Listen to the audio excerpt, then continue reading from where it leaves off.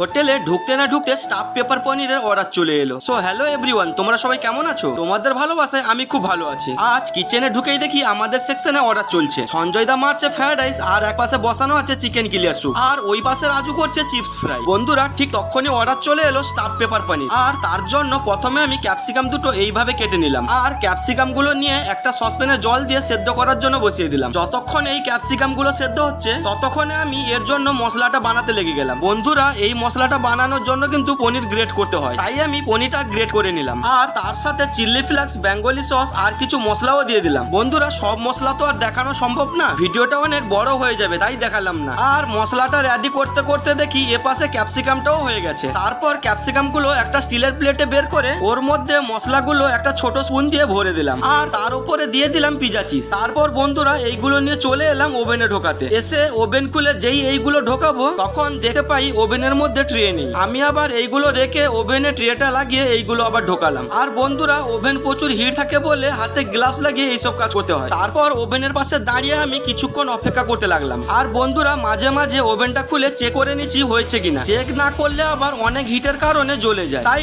Check করতে হয়। আবার কিছুক্ষণের পর চেক করতে দেখি হয়ে গেছে। আর বন্ধুরা, স্টাফ পেপার পানিটা বের করে সাইডে চিপস দিয়ে পিক আপ করে দিলাম। বন্ধুরা, ভিডিওটি তোমাদের কেমন লাগলো অবশ্যই কমেন্ট করে জানিও, আর চ্যানেলটিকে সাবস্ক্রাইবও করে দিও।